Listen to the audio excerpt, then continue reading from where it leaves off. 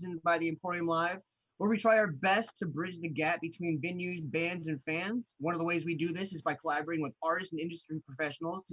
And tonight we have Chris Cyrus and Mike Wingate of Slack Tide. How are you guys doing tonight? Doing good.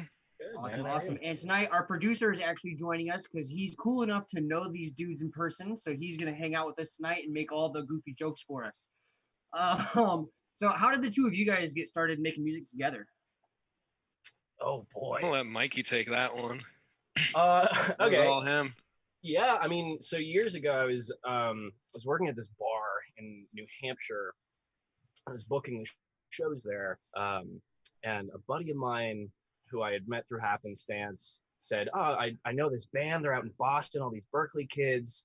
Their name's Slack Tide. You should book them. They're looking for gigs."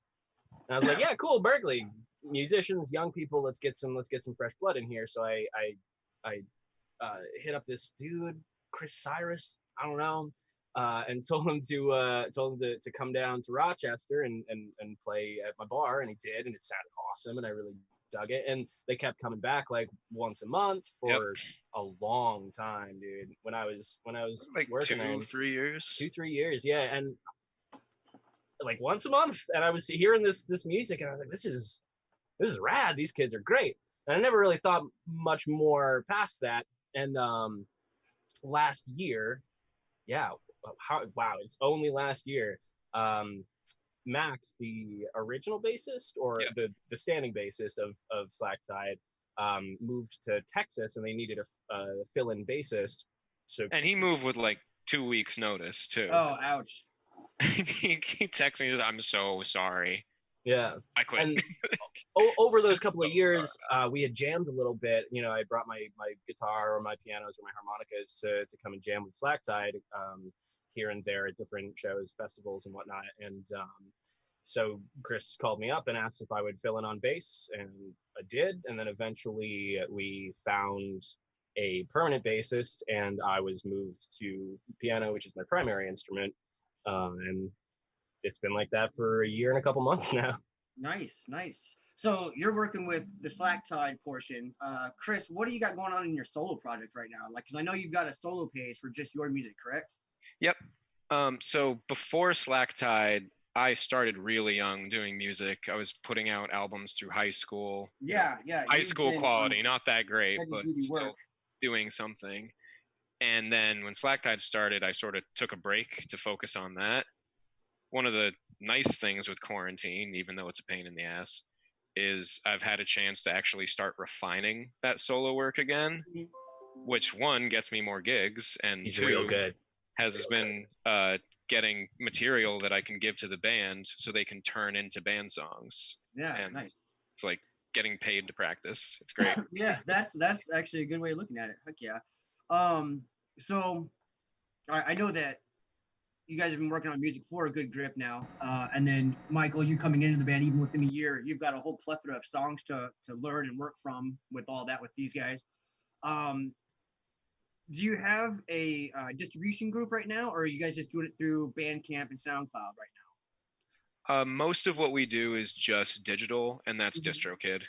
Okay. It's cheap, they're reliable. I've used it forever. I personally prefer TuneCore. That's what I use for my solo stuff. But well, that's a new one on me. I haven't heard of them yet. TuneCore is good, man. They're a little bit pricier, like per unit, per song, or per album. But they offer a lot of nice things like monetary compensation on YouTube for YouTube plays, or like when people, if you use TuneCore, like when people torrent or like steal your song somehow, you still get paid, which is nice. Geez. If they're able to connect to, like, this got downloaded over here, just go ahead and toss this kid 50 cents. Yep. That's pretty dope. Yeah. That's a good company right there. Holy shit. TuneCore is pretty great, man. And so you can, like, they have this whole app, the TuneCore, a social app that you can connect all of your social media accounts to. I'm doing a fucking TuneCore ad right now. You just like connect your Facebook and Twitter and Instagram stuff, and you make one post, and it posts to all of them. I think we just learned about another one last interview with our friend Kendra called like Song Whip or something like that. And it was doing the same thing for like social media and all that. Yeah, there's so many out there right now. The nice thing is the ones that are being made by musicians. Like when artists are starting companies, that's big. Yeah. So how many singles do you guys actually have under your belts right now? Under our belts. Yeah, for Slack Tide itself, you guys have so many tracks out Say there, but like I don't think you have an actual 15. body of work like an album. We've got albums out. Mhm. There's Water one Monkey. album that's out, and it's Okay. like from way back in the day. We have a live album and a couple of mixtapes, and our EP is in production right now. Good deal. Good deal. That's what my next question was: is when am I going to see that EP? It's coming. It's being good deal. It's mixed at right tape, now. It's at Tapeworks Audio in Connecticut, Bill Ahern. Oh, very cool. Yeah.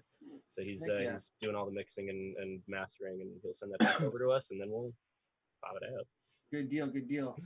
So on YouTube, you guys have a lot of live performance like videos on there for a lot of your tracks, and your guys' stage presence is very good. It's calm. It's like, well, it's not calm. I think it's calm as in like you can see that you guys are enjoying what you're doing, and you're not just like, oh, I can't wait to get out of this piss poor tavern and get a beer. You know, like you guys look like you're actually having fun. That's always been the point. Yeah, it's good. It's and the energy on stage from everybody in the group is all on the same path. You can see every track. You guys know what you're trying to convey. And is there ever a time when you guys are writing a track or putting a new song together where you have to like convey that to each other? Like, where is this song going for me, and relate to each other so everyone can be on the same page, or does it just kind of happen? Well, so there's certainly discussion. The nice thing about every member of Slack Tide is that we're all educated musicians.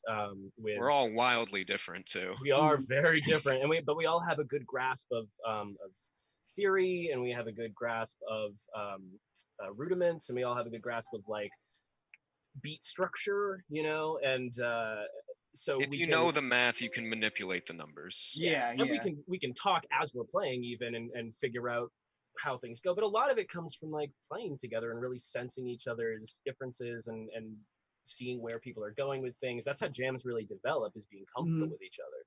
Another big part of it is, rather than going, especially with a live performance, if there's going to be a large jam section, going into it with the mindset of where does the song like want to go itself, as opposed to trying to force it down a certain path.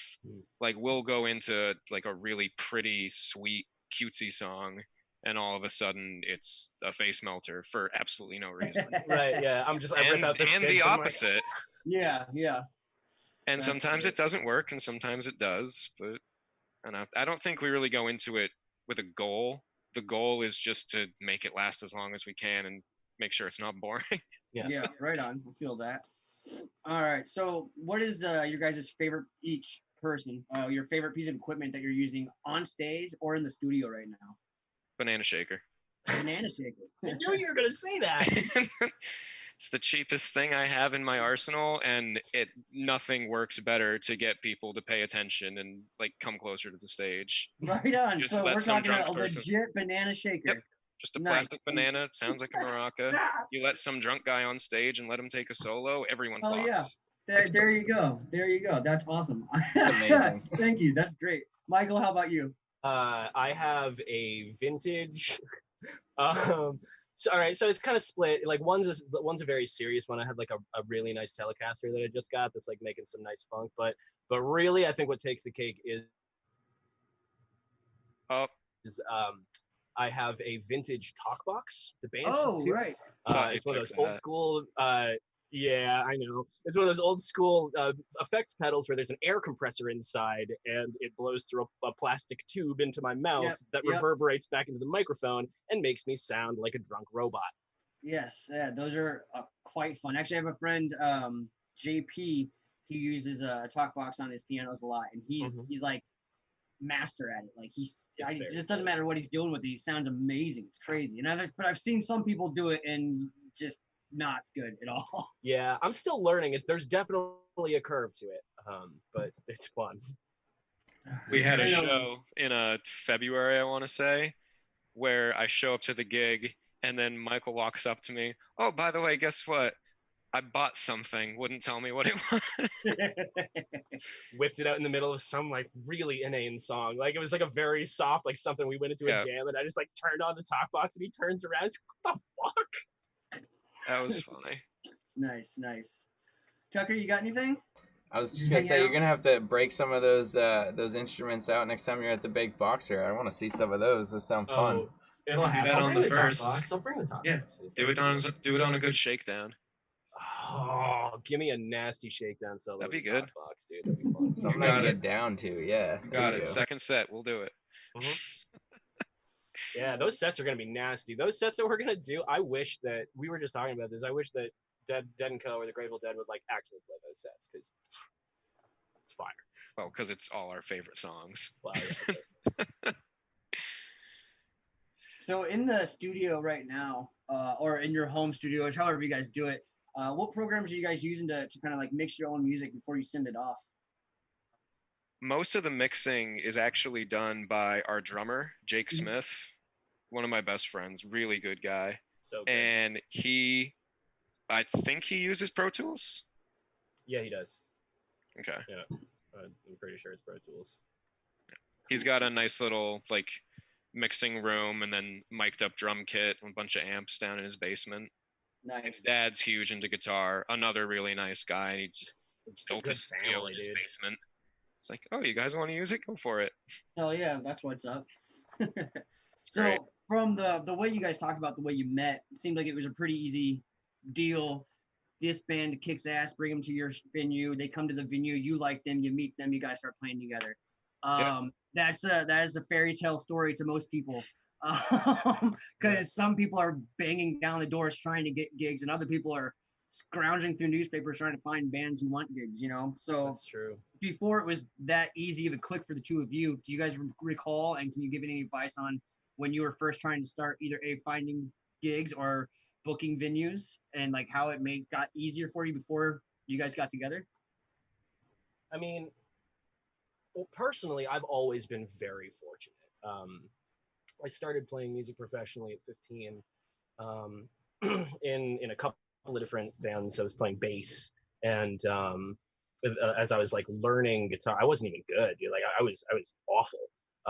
And I was like learning guitar and learning piano and just like taking my first real steps with like improvised music. I was like, classically trained on trumpet and voice, but I had never really approached like stringed instruments or like rock band stuff. And I played in rock bands until like I was like 18, and then I got picked up by another band because we were they had taken interest in us, and the guy who was running that band wanted me to play with him because he just really liked my style. So I got plucked out of there, and I was playing in 2 different bands, and then like I've just always been fortunate. People have reached out to me typically, which is really, really nice and not usually the case.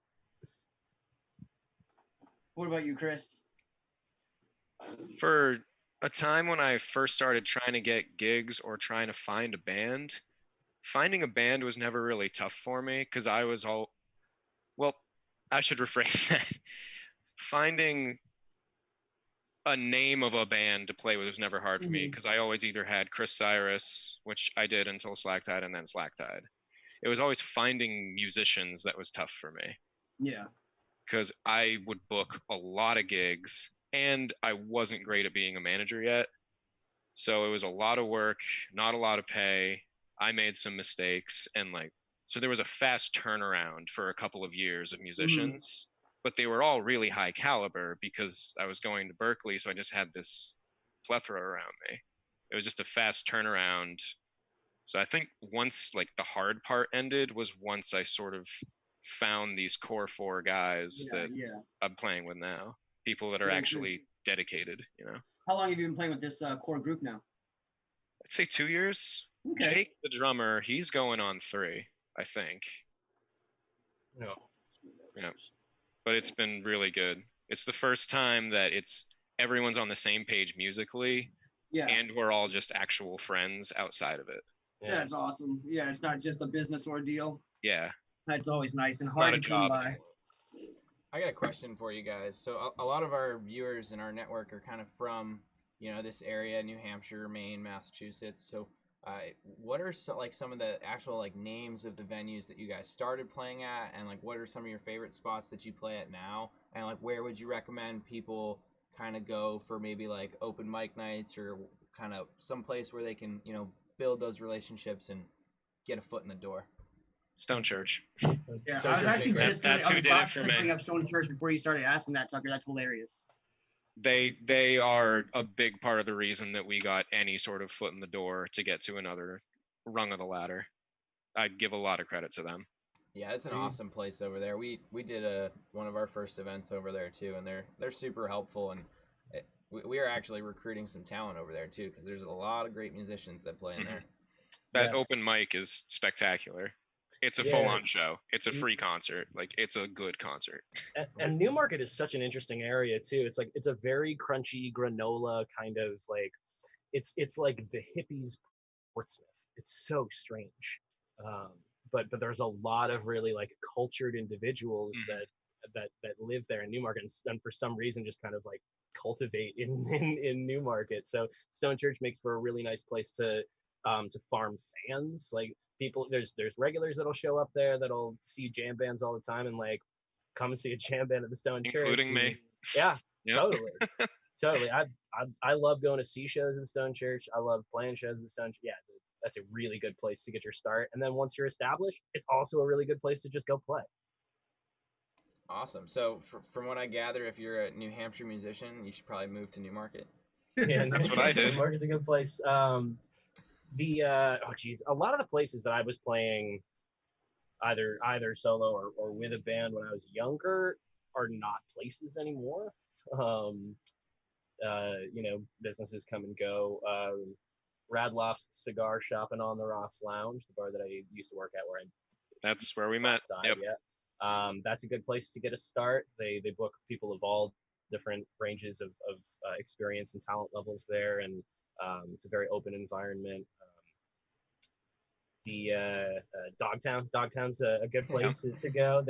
On Sundays a lot of the time in Dogtown we'll let people who are musicians but aren't necessarily like established or anything come up and jam on stage and have like an hour or two, which is it's really cool because like everybody's still hanging out, you're still playing at a festival, and you have an audience where you can kind of get your footing on the stage. It's almost like an open mic, but you're like giving a little bit more, Sundays really at Dogtown are my favorite. That is a vibe and a half for sure. Such a good vibe. What a community, man. I know. So Dogtown sounds dope. I want to check that out. Yeah, you have to get up here and come visit. August 1st. August 1st. I'll see what I can do actually. Yeah. So all right, Chris, you have been putting out music since like 2014, I think is the oldest stuff on the SoundCloud. And then sounds about right. Okay, and then it's 2020 right now. How do you keep the drive? How do you keep writing? How do you keep getting inspired? Obsession. Yeah. Okay. Right. Perfect answer. Done. I don't know how to answer that. I'd have an easier time saying what stops me. Yeah. Okay. Jeez. Well, then there you go. What does stop you? What is the speed bumps that you can constantly have to get over and keep fighting against to keep going? Writer's block, depression. Every once in a while, you get this overwhelming feeling of how everyone else's music that you love is 10 times better than yours because you have this nostalgia with it. And then a week later, you realize you can't have nostalgia for your own music until it's really old, like that stuff, and you get over it. But that happens like at least every 2 or 3 months. Yeah. And I start making them play covers, and they get mad at me. You're not wrong. I'm aware. I'm self-aware.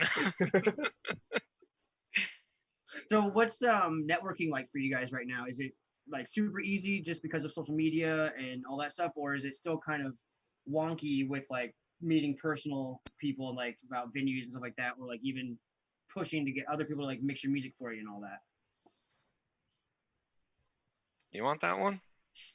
I'll take a whack at it. At least I can describe my personal experience. It's a tight rope that we're all walking. Every artist, everybody in the world right now is on a really, really thin line, right?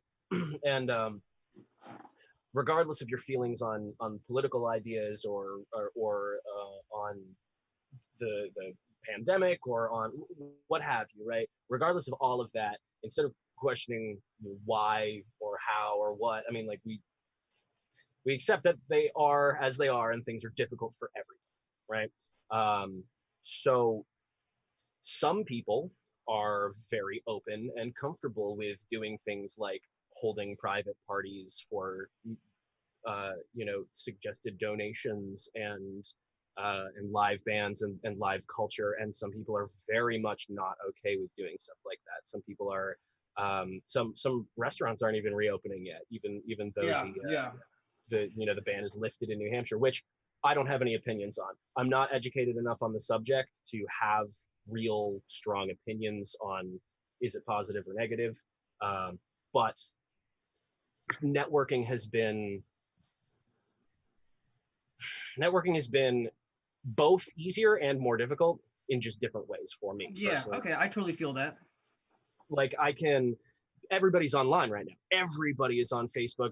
People are listening to podcasts. People are watching live streams. People are looking for new music coming out on iTunes and YouTube, and like that's huge for marketing. People aren't necessarily really going to a lot of shows, but the people that are going to shows are very, very, very much invested in the culture.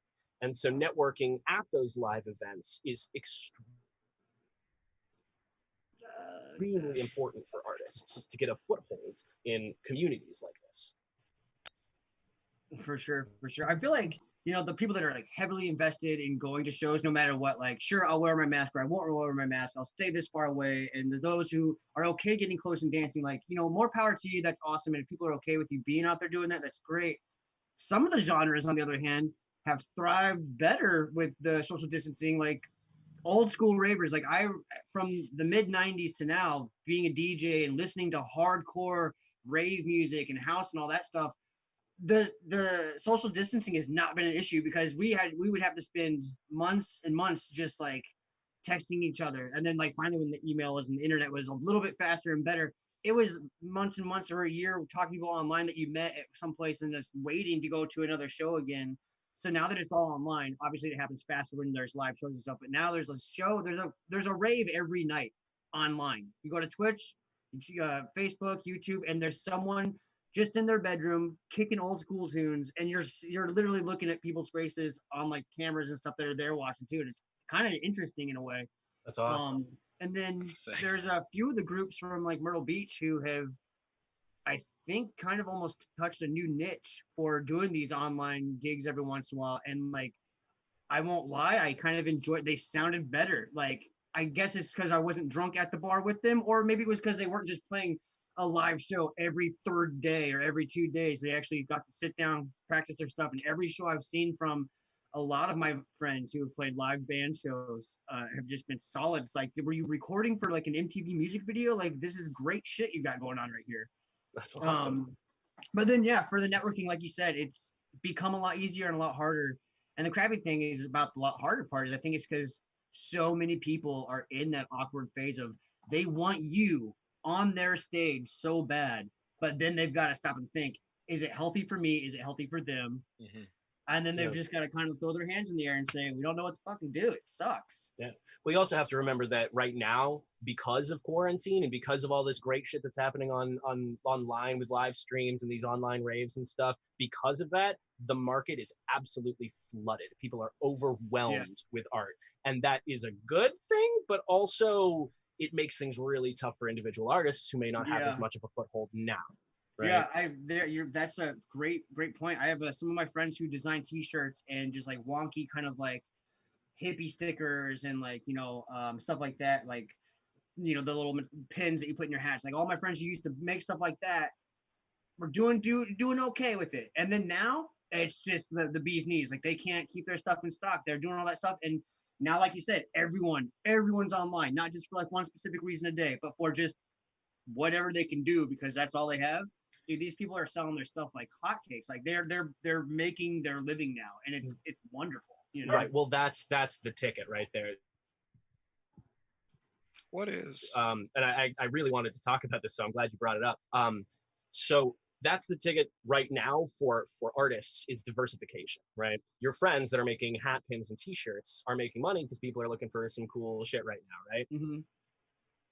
I'm not making as much money as an artist as I, or as a musician as I was, right? But I launched a t-shirt company myself. I also design and make hat pins. Which and means I get free merchandise for the band. right, which I'm means Slack thrilled Tide gets about free this. merchandise. There you go. Thrilled. You know, the baked boxer gets wholesale products. You know, the people that I work with get excellent deals. All of my homies get dope deals. I get to make stuff. I get to do cool creative things, right? And I'm living comfortably now as a result of that. Right. Yeah. Now I get to go play. I can turn down shows if I want. You know, if somebody offers me a show and I'm like, nah, I'm not. I just want to stay and make t-shirts. I can do that now. Yeah. You know, I don't have to take every last gig. And now working entirely for myself, diversifying what I do. Right. I live comfortably and relatively happily, and that is a huge factor that a lot of musicians miss. Right. You certainly can make it in the music industry as long as you diversify, right? Yeah, if you want true. all of your income to be coming from the music industry, then you find the things that you can do. You develop skills, you develop different tacts to different angles to attack the music industry from, and then you can corner your own market and be successful. But it's a lot of work. You're working 100 hours a week for yourself. Yeah.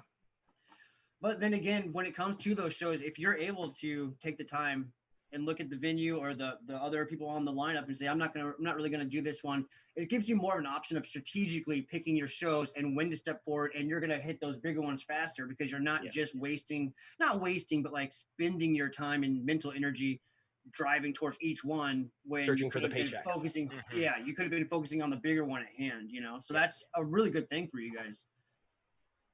It's been pretty huge. People should be. I don't toot my own horn a lot. This is advice everyone should take because it works. Nice. All That's right. some awesome advice. So back to Slack Tide itself. I need to know, because it literally for 3 weeks now has been bugging me. Like I'll be researching another guest and I'll stop for a second. I'm like, where the hell did Slack Tide come from?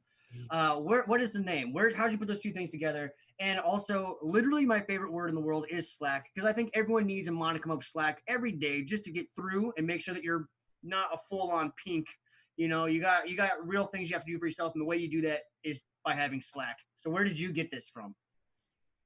I thought of the name on a bus back from my parents' place in Maine back to Boston for school. When I first sent out the text to the very first original people saying, do you want to start a band? Let's call it this. We can just jam. We won't have set lists. We'll just jam completely. And we would like have beer in the practice rooms and at Berkeley, and someone's standing at the door watching if teachers are coming. We'd have like little free shows in the practice rooms. Anyway, so the name is sort of a combination of two things. One being like slack tide with waves and currents, because I grew up on a beach and I always liked the idea of having something that was in the middle. So there's high tide and low tide, and in the middle, when it's just calm, is called slack tide, which sort of fits with the diversity of our live set. And then the second half was just the idea of that calm middle ground, not trying to look like you're trying to be cool or so focused that it needs to be perfect. Right in the middle of just, I'm having fun, you're having fun, it's calm, we're meeting in the middle, don't worry about it, it's just a good time. That's all it is. Right on. That sounds like some good advice for certain nights. I can hear that coming out of someone's mouth. Like, it's all good, it is just what it is for right now. Just have fun and it'll be have fun. Well, that's the thing, and we are kind of slackers on stage too, because like we'll we'll fuck around with each other, and like a lot of people will comment to me after a show and be like, I saw you guys like laughing a lot and like mouthing words to each other. Like we just like we'll tease songs to each other with, and musical motifs and ideas that make each other laugh. We have little inside jokes. And that's all it is. It's just all of these inside jokes peppered in of us just like kicking back and having fun, because we're really not working hard up there. We're really not. I gotta be honest. I gotta pay attention a little more next time you guys are playing. I don't think I saw any of that last time. Oh, it's pretty cool. You might not have seen any of that last time. We were all pretty tired. We were all pretty tired. The doghouse. That's okay. We'll have a lot more fun this weekend or this next weekend. Yeah, I'll sleep this time. Yeah. Oh, where's the fun in that? So what's the near future looking like for you guys? Release wise, track wise, show wise, you guys have any upcoming things going on? Gonna get that EP out as fast as we can. It's in mixing right now. Should have the album artwork soon. And then just trying to get as many shows as we can and trying to gear more towards new originals. Good deal. Just trying good to deal. freshen it up. We And also do have you a couple guys of do a lot of shows the coming artwork up. yourselves for some of your tracks? I know that not every track has its own thumbnail, but on SoundCloud you got some tracks with like a lot of really cool art on them. Do you guys do that yourself?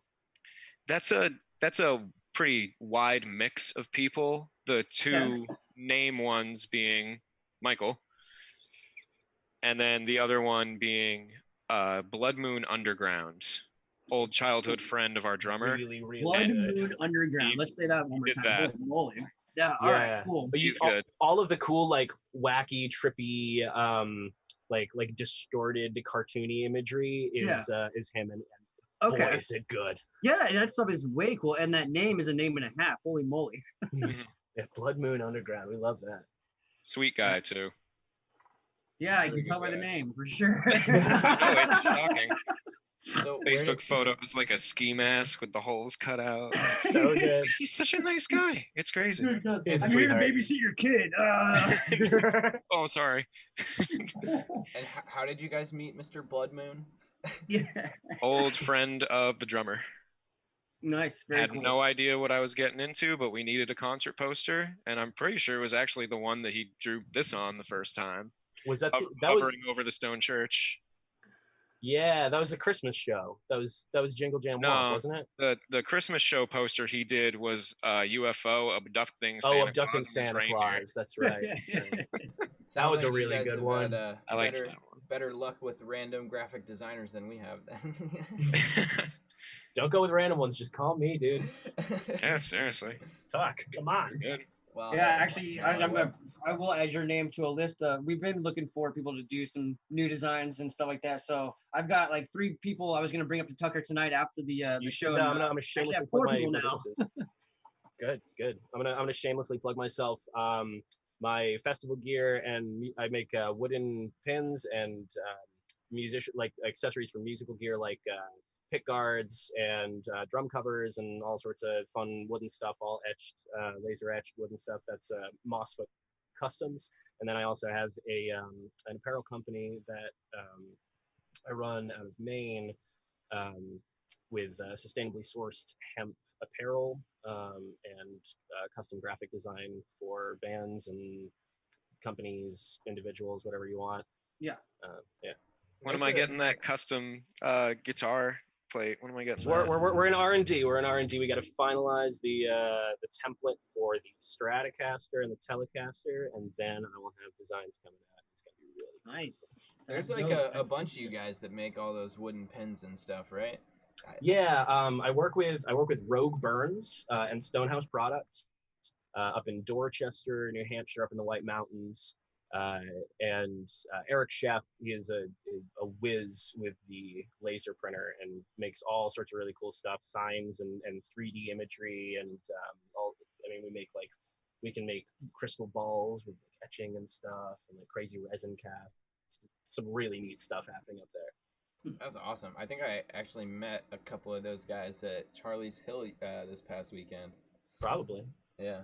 Jesse's one of our guys. You know Jesse Mabiki. Oh yeah, Jesse was there. Yeah, they're cool He's people. one of ours. We got one of your music videos to play Yeah, today. I was just going to bring that up. Oh. So what's the name of this track we're gonna listen to, guys? Start it over again. Start it over again. Sounds like we've been through this before. So what can you tell me about it before we listen to it or watch it, I should say? Music video was pretty much all Michael and my drummer Jake's idea. Mhm. And the song was written like 3 years ago about how I wanted to drop out of college. Right on. Cool. And that's probably something everyone can relate to. If they're still in it at this point, yeah. Yeah. And also, it should be noted, we did all of this ourselves entirely. All of the recording. Point, yeah, this is the important part about this is this was our sort of our COVID-19 project. So we did all of the recording ourselves, all of the mixing ourselves. Jake handled all of the audio. Chris mixed all of the video. Chris and I shot most of everything. Only thing we paid for was the mastering. Yep. Nice. And Adam, our bassist, filmed from his place near Boston. So the entire time he recorded entirely socially distanced from us. Wow. Okay. So you'll see that in the frames of the video. All right. Well, Chucker, if you can pull it up, let's get to it. Check it out. Yeah, absolutely. Let's take a look.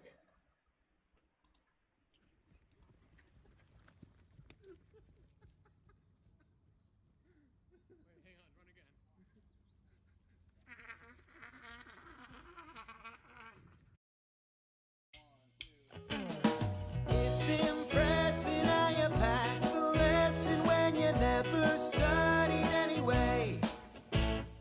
Keep on guessing while your life's reflecting all the bad mistakes that you have made. Go on, quit your job and hop into your car and drive it till the engine breaks. Make some money, find someone for love it, and just start it over again. I bet I know how it will end. Same old way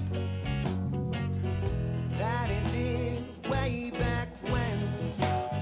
Sounds like a new song. Singer's the same.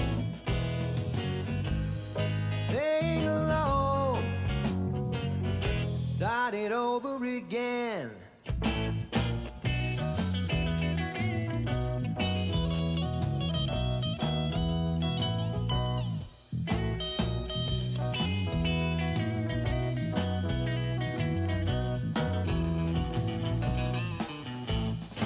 It's impressing how you keep inventing happy people to portray.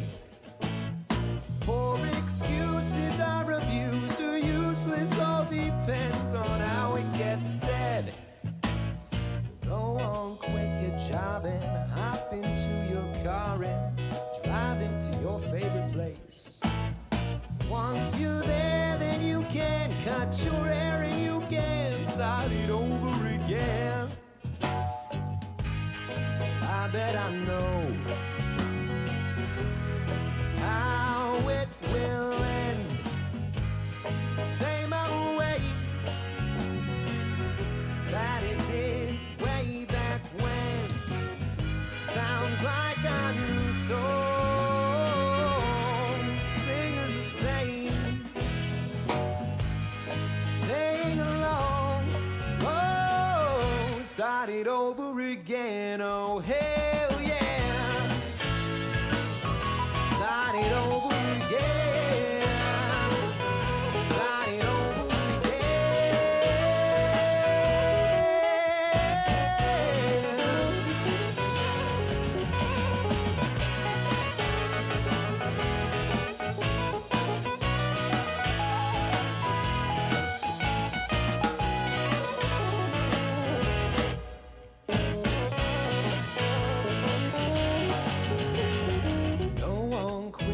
job and hop into your car and drive it till the engine breaks. If you're lucky, you might meet somebody who might dig what you've got to say.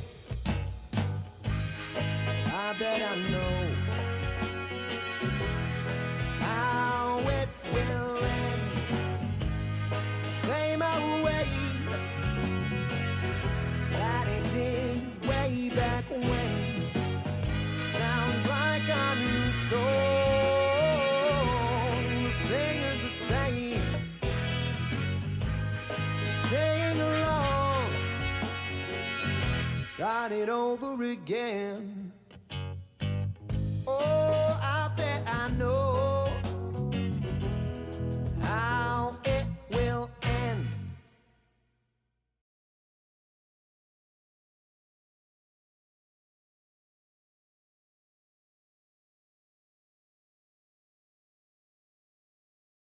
Hey, what's up, everybody? Welcome back. All right. So you said before the video started that you guys had like the social distance recording going on and stuff like that. And then before the video was released, that the only thing you guys really had to outsource was the actual mastering of the video as well. Is that through the same people that you're doing the EP being mastered right now, or is that a different company? Probably. We haven't talked about it yet. Yeah, we haven't figured out how we're gonna master that EP. Gotcha. So how does it work finding someone outside of the group to kind of master a music video? Is it similar to mastering music, or? So the mastering was just for the audio. Okay, all right. The video cool. I did all myself. Gotcha. Sorry, I had a little confusion there. My bad. That's cool. Oh, that's cool. And what programs did you use for the editing and all that? Just iMovie. I'm Nice. not a film editor. Like, I didn't really know what I was doing. I just did what I thought looked good. I had some help from my girlfriend who actually works on movies, so she helped me out. But good deal. Did it kind of maybe help spark a new hobby or like a want to do more of that? If it's helping the band, I'll do it. Yeah, hell yeah. I remember a long time ago when oh gosh, I can't remember what the Microsoft Windows movie editor, I think it was just called that, like Movie Maker? generic. Yeah, Movie Maker. Windows yeah, something Movie very Maker. generic God, like that. yeah, I used to use that as a kid. I used still it do. a couple of times for like DJ music videos, and they look. I go back and look at them now, and they're the worst. It's like a kid drawing with a crown that you dropped in the mud and then spit on. Yeah. But they are like, but it was so much fun that like it like made me want to do more of that, and I finally got better programs, obviously. But yeah, those really crappy programs will show you if you like it or not, for sure. I used to use what I think was Sony Vegas Pro back when you could like get stuff on the internet that you could actually use. Yeah, And, dude. But now it's like $900 or something. I can't. Yeah. Seriously? Yeah, dude. Oh, A lot of the Sony Acid Pro products have fused together, I think. So you get like, if you're getting one, you're getting it all, and it's doing like the whole Adobe thing where it's like on like that subscription thing. I think you can put down like a bigger payment and get more open at one time, or you can do the monthly. It's super weird right now. That's the one thing I'm not liking about the future is these subscription things. Like, we thought we were beating the cable companies by saying we're just going to get Netflix or Hulu, but now they want you to get all these Disney. other ones. Yeah, but then it's not even just like for your fucking visual entertainment anymore. It's for your audio and all this other stuff that you have to like pay into. And it's like, dude, I'm paying more than I was for just basic cable. Like, screw this. Yeah, what happened to like that one and done? You just go buy like the CD, at Best Buy. Floppy disk, bro. Forever, Yes, bring back the floppy disk, the zip drive. The zips, baby. Yeah, man. The whole Adobe thing is so funny to me too, because like there are programs out there that are free and can do everything Photoshop can do, and can also use like Photoshop compatible. Like you can get brush palettes, you can get effects palettes, you can get texture palettes, anything that you could put on Photoshop, you could put on several other programs that are entirely free to use. But for some reason, because Adobe's got the name, people still pay the $200 a year to use their products. It's silly. Yeah, they've got it monopolized for sure. True. Yeah. Power of the name. Yeah. One of the weird things is I have a purchased version of Acid Pro 4, 5, 6, and 7. Okay. And my old production computer finally like just went kaput on me. Mm-hmm. So the newest version that I have, 7, I haven't upgraded to 8. I just love 7. It's perfect for me. But so I'm trying to put it on this new laptop that I have, and this laptop has Windows 10 on it, whereas the old computer, I was stuck in the past. I was still running Windows XP, no, Vista. I was on Vista for God's sake. I was hoping you wouldn't say Vista. No, I was on Vista, and I finally got into that. I literally, like, after 8 years, got into that point where I was like, it's not that bad, scratching my head like an old man. And the computer dies. I try to put that program, which is paid for, on Windows 10, and it won't work. And I don't know if it's me being a buffoon or if it's the computer saying this shit is old, dude. What are you doing? So yeah, I'm struck on that. Dude, I wish you didn't live like hundreds of miles away. I'd just come over and help you fix it. Yeah, I know, and probably get these diaper commercials off my computer. Yeah. You'll lose the Febreze. Yeah, you don't want to lose the Febreze. It's so weird. Savings. So, as of right now, what is both of yours favorite live show you've done together just recently? Well, I guess before COVID, like what was the biggest one? Because I know some of the live videos I've seen on YouTube, I don't think are all from the same show. I think one is like a birthday gig you guys did, and then there's a whole bunch of other ones. But to be honest, if any new listeners hearing this and go check out these guys' live stuff, and this is meant in the best way possible, they're all the same show. They're all just as enjoyable. You guys are ridiculously awesome on stage. That's so sweet. I don't know what my favorite one would be. Oh. Probably Scientific. Which one? Last year? See, that's what I'm struggling to figure out. Yeah, because the year Definitely before not was my also first pretty one. good. Definitely not my first one. No. A thunderstorm hit as soon as we started playing, and we Oh, were that's great. outside. So like 3 or 4 people just stood in the pouring rain and mud and watched, like not moving just to stay Yeah. warm. Just like, not missing a minute. It was rough. The mud was like, it was like halfway up my shins. It was wild. Yeah. The other ones are good. Yeah. Stage was high. We were fine. Yeah, Scientific is a great festival. Favorite live show? Do you guys There were ever a couple see Stone yourself, Church ones. Yeah, there were What's a that? couple. I was gonna say, do you guys ever see yourself throwing like your own events or festivals or anything like that? I tried once. Yeah, how'd that go? I had everything in order. I was gonna go pick up the stage. The bands were booked. People were coming. I made stickers and merch. And then U-Haul pulls up to my duplex that had been empty on the other side.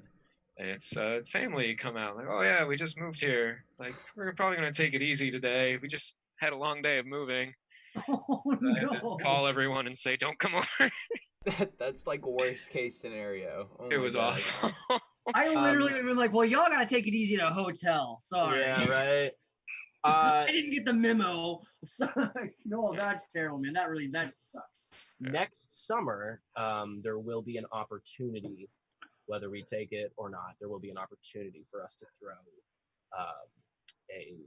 a weekend event, Slack Tide festival. If we don't have one by next summer, I quit. Like, Yeah, I mean, we gotta do it by now. We have the space to do it. I've been talking with the necessary people to make it happen, and I mean, it's a go, so we can. It just hasn't gone into planning yet. Any Those chance you can fast. tell us where that might be? There's this little place in Maine called Dogtown. Word.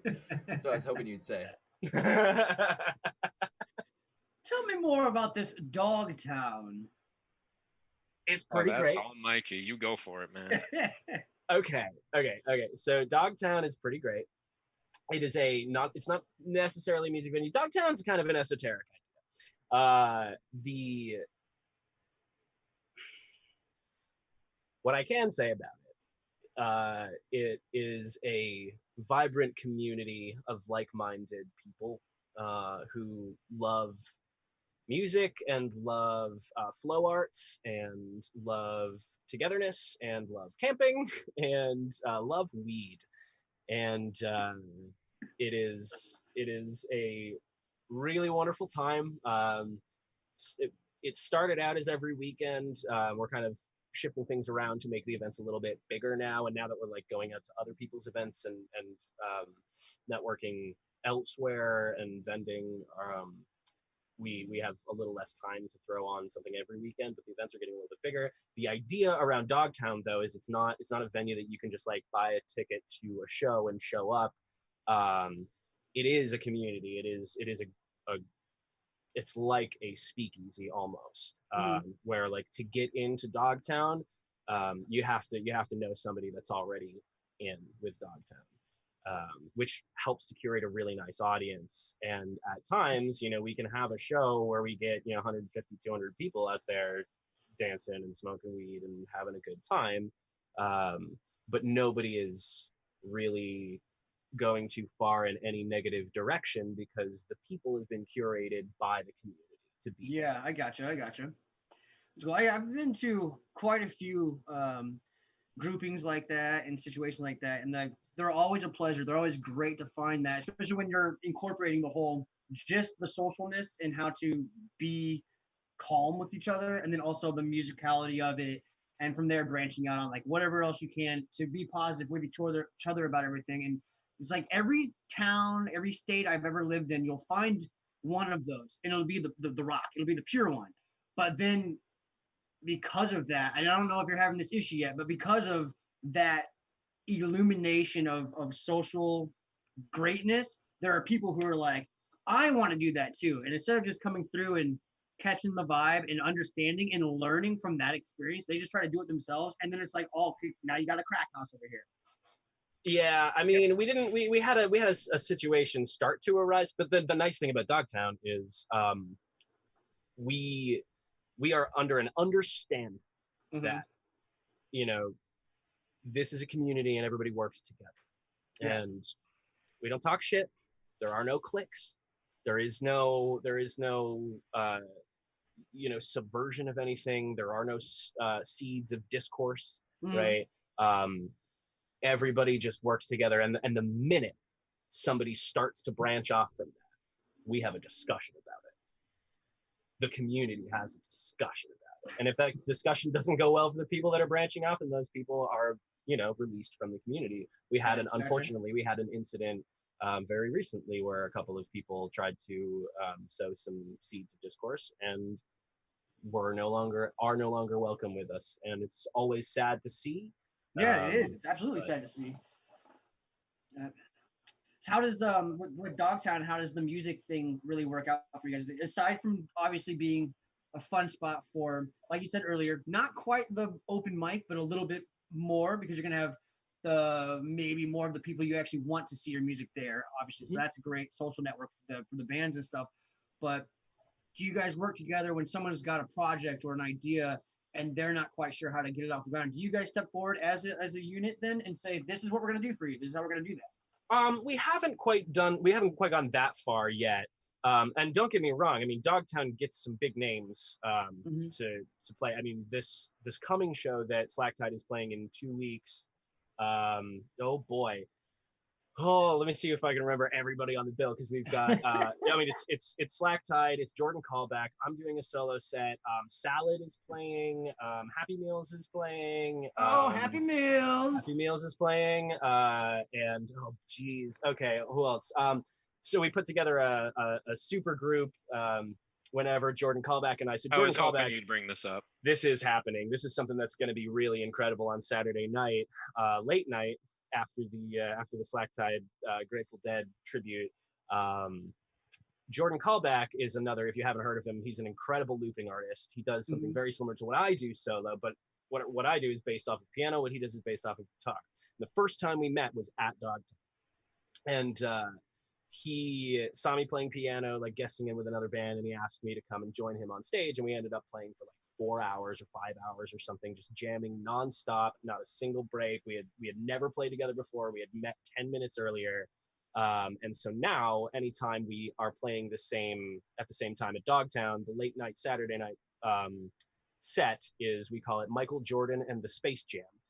And yes, keep talking, I can hear you. But we Jordan and I set up our loop stations, I on piano, he on guitar, and we bring up anybody else from any other band that's played this weekend that may want to come and jam with us, and we curate this incredible, always different jam band on stage, led by myself and Jordan Callback, which is pretty incredible. So that's happening. This won't make any sense to you, but because of the way you formulated your words and said the name of what you guys came up with, this popped in my head immediately. And I wish it wasn't made just yet for the artist it was actually made for, just so I could call my friend and say, give it to these guys, this is great.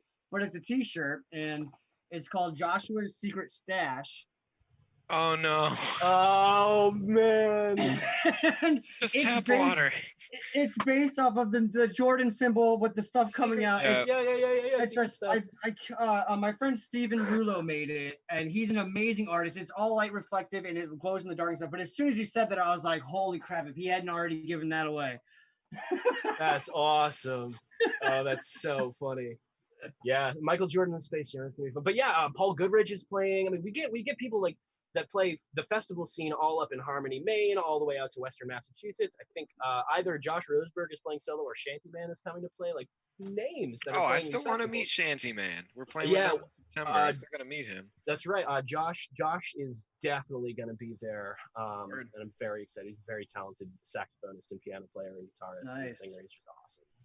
Wally, we should see if we could get Paul Goodridge on here. He's got this crazy Dr. Seuss song. Yeah, you should get Paul. Paulie, we love Paul. That'd be so I would funny. love to do that. That'd He's be great. Cat in the Hat, dude. On this. Yeah. Oh, dude, I saw Jake's Snapchats of that. It's really fun. What the hell? Yeah. Actually, speaking of, I mean, I know we just watched you guys' music video and all that stuff, but we are in the process of doing a Tuesdays radio show. But I mean, obviously it won't be a radio show. It'll be like every Tuesday we get guests that we've had on to either share an exclusive track and or come on and do like, not trying to shout out NPR because they don't pay us nothing, but the Tiny Desk NPR shows. Yeah. We're trying to do like a little emporium where like people can come on and play a live track or play us a mini set, for us and stuff like that. And that'll be live every Tuesdays. And then what we'll do is everything that gets played will be set into rotation. I've made a whole bunch of DJ sets, so while we don't have that much music, there's always something happening. But the more music we get, the more we will slide those out. It'll just be the live stuff all the time. And then every Tuesday, have people come on. Oh, that's awesome. Totally do that, especially because your stage presence will be awesome, and I can't wait to see how you work under just bright lights and microphones. That sounds great, man. That sounds like a lot of fun. Just send me some info. I'll get Jake involved. We're good to go. For sure. Awesome. I think since we've got our studio equipment back up and running with no problem the last 2 shows now, I think we're good to go on that, right, Tucker? Yeah, I just I'll probably like tomorrow or Wednesday I gotta go to Best Buy and grab a new monitor, and then we should be good to go to do everything in high quality. So good deal. Awesome. Good deal. Very awesome. Sounds great. Yeah, that would be great. And I think you guys would be really fun to have on. I think most of our guests we've talked to have all been cool with it. I've got a couple that I don't think I've actually reached back out to just yet, but they're like the newer ones. I usually give it a week before I start bugging people. Yep. So yeah, I'll just go ahead and get it out of the way with you guys because I definitely want to get you guys on. And I love listening to Slacktide music. It's fun. It's good music. I don't know if I don't think there's actually a track that I dislike more than any other. I think they're all kind of like either on a steady, even keel, but then there's a couple of those spikes of tracks that like I'm just like super enjoying.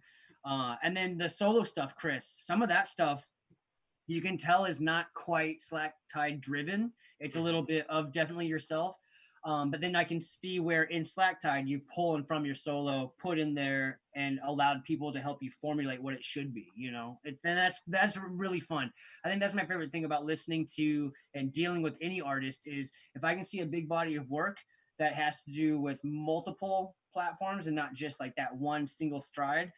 And if it's all just like the same thing from back to back, like, all right, who cares? But when there is that difference and you can see an upgrade or a social tiding between the 3 or the 2, I should say, that's always fun and mad respect for being an artist the way you are, man.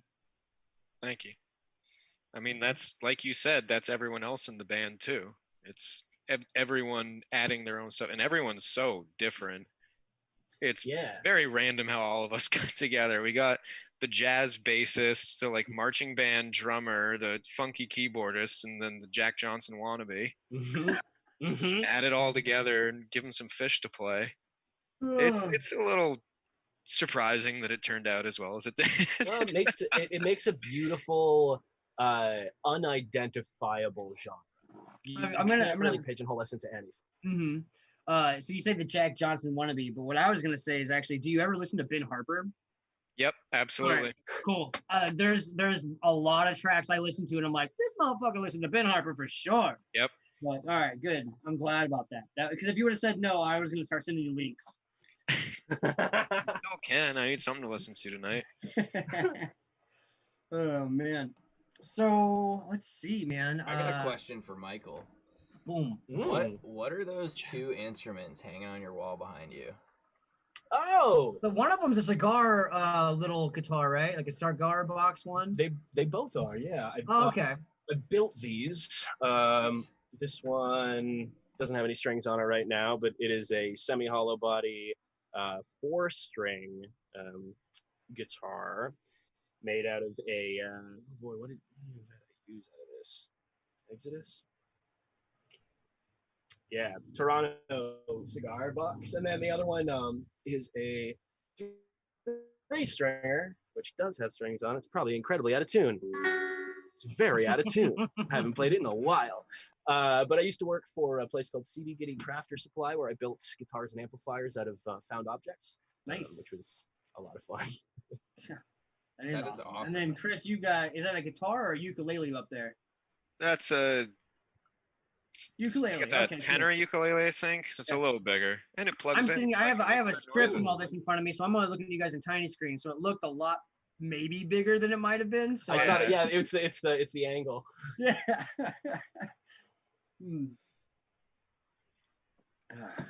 All right. Well, man, it's already 8 o'clock. What happened? Is it really?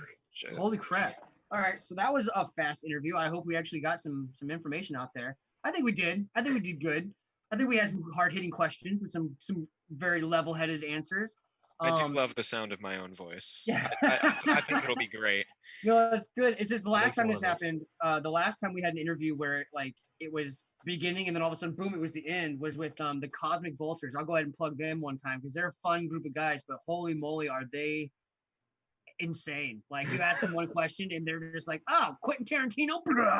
It's like, what is happening right now? I just want to know who your manager is. And then all of a sudden it was 8 o'clock and I was like, okay, I'm going to bed. Bye. Those are some people I'd like to get up to Dogtown for sure. Yeah. Oh, dude, that would be awesome. You should take those guys out there. They'd have too much fun. And then they'd confuse everyone because their music is super dark, heavy, and sounds like this upbeat depression, but then you listen to the lyrics and like, these are all just jokes. These guys are cool as hell. That's awesome. All right. So before we do let you guys go, I know we are running low on time because it is already 8 o'clock. Selfless plugs. What are some of the ways the audience can follow you guys, keep up with you, and maybe even purchase music or contact with you guys? Facebook and Instagram. I do both of those. I try to get something out at least once a day. If you message either of those, I'll answer within 10 minutes, I promise. Nice. All right. And any of our websites, was it SlackTideOfficial.com? Yep, SlackTideOfficial.com. WingateMusic.com, VibeHigherThreads.com, MosfetCustoms.com. Go to all of them and buy things. And then he can have gas to come to my gigs. Because then I can have gas money and I'll go play some more music for you. Awesome. And then I definitely want to know, with everything going on right now, where are you guys pulling your inspiration from? Like, where is the well of your muse coming from right now? For me, it would be the unprecedented opportunity to be able to experiment completely in isolation. Like, even if there's that one other person in a room next to you, you're gonna hold back a little bit out of fear of embarrassment. But like there's no one here. Like, I can do whatever I want. I'm in quarantine. Yeah. That's amazing. I honestly, on the stuff I've been working on, now that you say that out loud, I've realized I've done that also. Just one extra person. It's like kind of that, I guess I've got a crowd now, but you don't, but it seems like that. Yeah. Wow. I didn't think about that. Michael, what about you, buddy? It's coming from two very different places right now. I write a lot of hip hop, just kind of for myself mostly. I don't really perform a lot of it, but is that when you say that you write a lot of hip hop? Can I intervene real quick? Is that like poetically side of it, or are you making beats? Are you doing poets or? Deep contemplation. I mean, I thought you pissed him off. No, I'm doing both. I mean, like I rap a little bit, and I write a lot of music. And sometimes when I perform with my loop station and do my solo, I'll rap a little bit. But the stuff that I've been writing, really, that I haven't really released yet, is it's fueled by a lot of anger towards our nation, towards our government, towards our police system, towards the injustice that's happening in the world right now, towards the ignorant people. I'm holding a lot of frustration and anger and sadness inside from that, and using that to the best of my ability. And then from a totally opposite perspective, my like lyrical stuff, my melodic stuff, my funk music, or my jazz, or my like singer-songwriter stuff is all coming from this place of really incredible love. You know, this family that I've found in Dogtown, that brings, I mean, Tucker knows what's up. I mean, that just brings so much joy and togetherness and love, really, to the industry, and sort of bringing back all of these positive feelings that I've missed from festivals during the pandemic. And so I'm overwhelmed in my personal life with positivity and kindness and togetherness, and so that is inspiring a lot of more fun and whimsical stuff that I'm writing. And then, you know, on the other hand, I also have some really dark, really angry, really political things that I'm writing. And speaking of, like, if you're on your hip hop writing side, if you're coming at that with more of the anger and all that stuff, you ever listen to like KRS-One or Cannibal Ox? Yep. All right, cool. All right, good deal. Then you guys are both on the level, man. We got Vince Harper and Cannibal Ox over here. I'm good. They should start a band. Awesome. Oh yeah, no, that's great, and I'm glad that you're able to take both of your heavily coded emotions and do something with both of them, because that is definitely the worst when you know that you've been doing one thing for so long, so you have to keep doing it, but you have all this other emotion you don't know what to do with, and now all that's going to do is lag you down. So if you're able to express both of them, then you're gonna keep going for sure. Yeah. And for both of you guys, I want to see a lot more. I can't wait for the EP to come out. Me too. I'm actually Yeah, super stoked for it. I'm really stoked for it. All right, Tucker, any final words from the producer who's been a silent man for what, 20 episodes, 17 episodes? I know, it's still so weird for me. I forget to say stuff because I like. I'm glad you're here, Tucker. Honestly, there's a few times where like your movement made me think you're about to say something, so I like would get quiet, and I was like, oh, he thinks he's still just producing today. It happens. All right. Well, just want to say thank you to everyone for tuning in. I don't know which episode this is. I don't know how many we've actually done so far. We did have that little bit of a hiccup where we missed a couple, and we're back, and we're glad to still have people listening. I think after we got back that first episode, I was like, we're probably not gonna get any hits. No one's gonna look at it, and we're done. And we did. We got hits. People listened to it. People shared it, which is awesome. We thank all of you very much for that. And anyone tuning in for the first time, we are the Emporium Live. You can reach us at our Gmail, or you can come to the emporiumlive.com/forum, and you can join the conversations there. You can send us any questions you want. Also, all of our live podcasts are open. The floor is open. If you have a question, jump on our socials, bug Tucker. Tucker will bug me, and I'll bug our guest, and they'll bug all of us with their answer. And if you don't want to do that, then being on the forum is the best thing, because after the shows, even if it's an old show, if you catch one of those, you can just jump on there and say, hey, man, I was wondering about why you were this stupid about this and blah, blah, blah. And I'll say, this is why. And or if you have a question for the guest from an old show, that's cool. We make sure to bug them every day after every show. They write a contract, and they're like, for the next year, you have to get bugged by us. So you ask me a question, and I will get back with Chris ASAP to bug him about that question. So please bug us. We want you to bug us, so that way we can do better for all of you listening, and we can try to make all of us work a little bit better towards doing what we want to do, and that is music and production and making sure that everyone else around us has a good time. I love everybody. Catch us Mondays and Thursdays on these live podcasts. We're getting ready to change our format a little bit. It's going to be really good. I think what we're doing is every Monday is going to be an artist day. So we're going to be talking with people like Chris and like Michael and all the other people that we have had a chance to talk to in the past. But every Thursday is going to be our industry professional day. And that's where we're going to have people on that are PRs. We're going to have management teams. We're going to have lighting people. We're going to have people that run all that background stuff. So when you do get on our forum and you want to ask a question to any of us, feel free to ask about any of the behind the scenes stuff too. And if we don't have anyone right there in our pocket, guess what? We've got a lot of artists right now, and we'll talk to them and we'll see who they know, and we'll get back to you on your answer. Because that's what it is. We're here to build a community to help everyone thrive on doing what they want to do, because there's no competition here. There's no one better than anyone else, because it's just us doing what we have to do to get our words out there to hopefully help someone else later on in life. And that's what it's all about. And I just really am thankful that people are in here listening, and you're allowing me the platform to do what I want to do, which is talking to random people about music for no good reason other than really talking about music. And I'm also happy that gives me the ability to give these guys and everyone else who's been on the show their own stage of spotlight for one moment, to not just do a candy coded paper cutter interview where we ask the same questions only directly robotically, and we can have fun with it. And I hope everyone else just keeps enjoying it. And we thank you guys very much. Good night, everybody. Good night, Tucker. Good night, Chris. Good night, Michael. Thank you guys for showing up. Thanks for Thank you, watching, guys. Thank you. Big shout out to all the big dogs and little cats that tuned in tonight. Tucker, I'll see you soon, buddy. See you guys.